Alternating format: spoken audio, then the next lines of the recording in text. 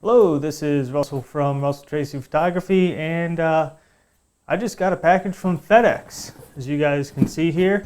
I know what's in the box. It's from KEH Camera. So I'm going to show you guys what I got in the box today. So let's open this thing up.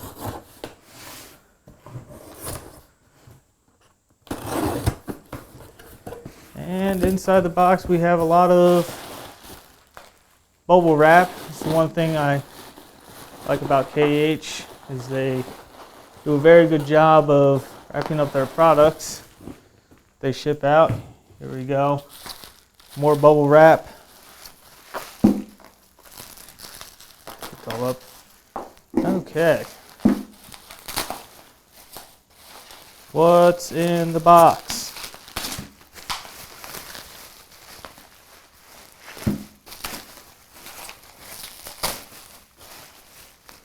Inside the box we got a bag, and inside the bag we have a Nikon 300mm f4.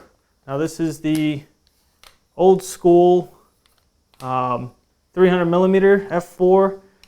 It's got the I believe it's 32mm drop-in gel.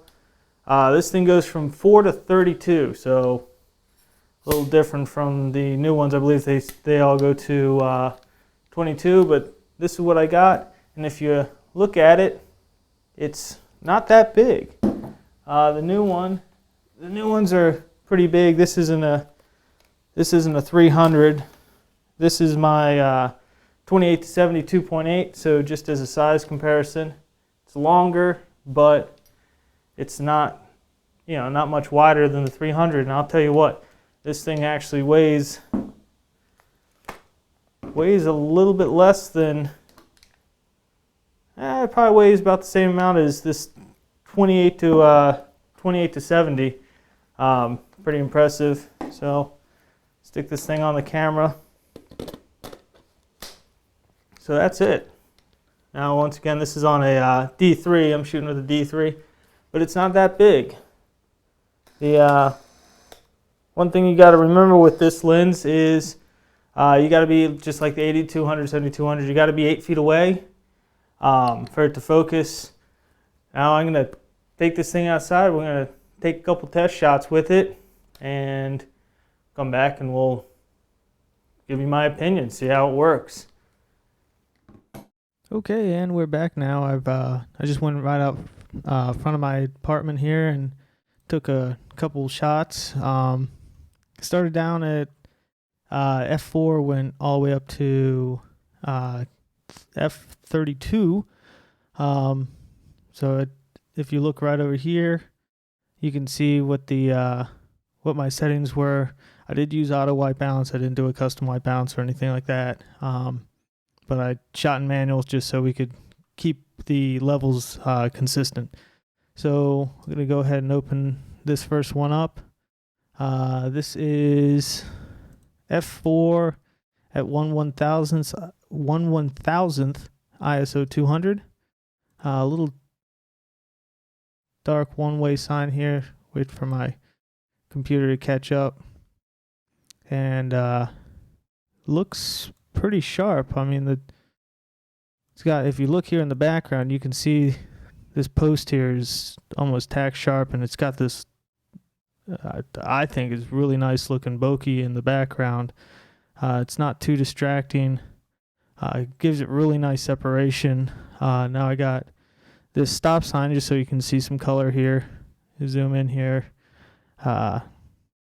Computer needs to catch up. And once again, this is f4 and it looks pretty tack sharp. Colors look really nice. Reds look really nice on this lens. You can see the stop sign right back here in the back. Really nicely blown out. Now if we go to the next one, as soon as it loads here, might have taken, there we go. just a little contrasting image there. So now this one is in focus, and this one, just so you can see if you're focusing something far. I mean, even the separation near the far is really nice. So this next step that I took was f8 1/250 at ISO 200.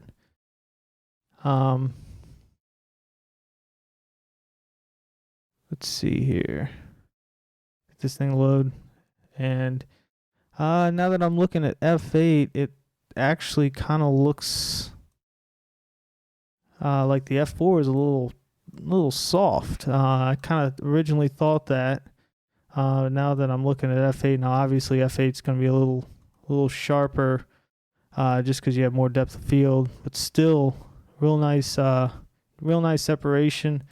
This house behind it is probably, from the sign to these bushes, trash cans, is probably about 50 feet or so. The house is about another 25 feet or so from there. So, and even on these trash cans, really nice separation.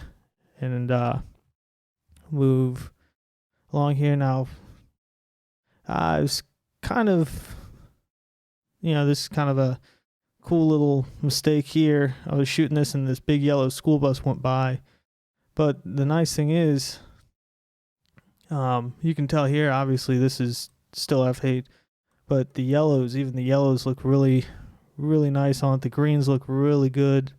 One without the bus, and now we have that opposing shot. Let it load, and once again, still tack sharp. We're gonna skip these. We're not gonna run through, but I did.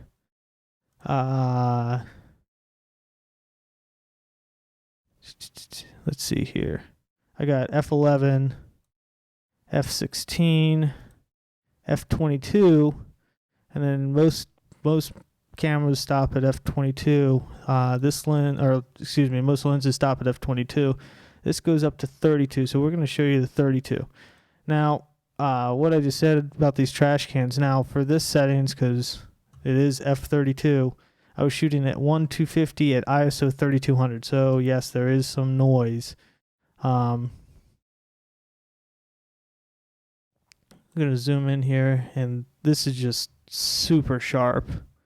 And even at f32, like I said, these trash cans are about 50 feet behind this sign, and the bushes are about 25 feet behind the trash cans, and there's still decent separation. I mean, it's a little overexposed here on the whites, because I was trying to keep the settings as consistent as possible. We'll go to the next one with the sign. Let it load here. And the sign is just tack sharp. It's got a little bit of noise in the shadows and stuff like that, but that's to be expected. And even this stop sign is probably about 7,500 feet behind this Ford stop sign, and it's still a little bit blown out there. Now, a little contrast here. So focused on the stop sign, I mean, obviously it's pretty much tack sharp, and you can see here on this pole, it's still blown out pretty well. For f32, I mean, I wouldn't ever really shoot at f32, but if it's there, if you need if you're doing landscapes or whatever, that you really need a long depth of field. I mean, you wouldn't really shoot landscapes with a 32. With the 300. But overall, this camera, now when I read the reviews, I did some research on this lens, because I've wanted a 300 f4 for a while, and I was trying to decide between the new 300 f4, which I might be wrong. I think it runs around $1,300, $1,400 or so. It's AFS. It's super fast. It's obviously better glass, whole 9 yards. And I was reading the reviews. This is let me grab it real quick. This is the AF Nikon 300 f4, and I think this is just the EDIF. So this is the old school one with the, pull out lens hood, stuff like that. It's the reviews that I read was the lens doesn't focus fast. Now I'll tell you what, when I was switching between this stop sign here and this stop sign here, now granted it wasn't moving obviously because there's signs. I mean, it was just bang bang back and forth, no issues whatsoever. Just as fast as my 80-200. My 80-200 is non-AFS. I've shot sports. I've shot NFL with it. I've shot baseball with the 80-200, and it focused fine. In fact, it followed continuous focus was just fine on it. Now, obviously, I haven't shot sports with this one, but I would assume for sports it would be different. It would be decent. Now, obviously, it's different from shooting AFS, so it's not going to have super fast focus, but I'd probably give it a shot. I bought this mostly to do portraits, stuff like that, outdoor portraits, because I like shooting long focal lengths outdoors. It just gives you that separation that I really like to get in my portraits. Overall, I think this lens is very good. I think very good for the year it is. I mean, obviously, it's not as good as the new 300s. I mean, especially the 300 2.8. 300 2.8, I've shot those. They're incredible. They're great. But you're also going to spend like $5,500 on them. If you got the money, go for it. But if you want a good little 300 f4 for used for a couple $100, check this one out. I mean, it's good. I mean, you can see the color here. I'll throw some of these up on my website. I'll have a link to it. But overall, I give this lens a thumbs up. This has been Russell from Russell Tracy Photography. Don't forget to rate and subscribe. Have a good day.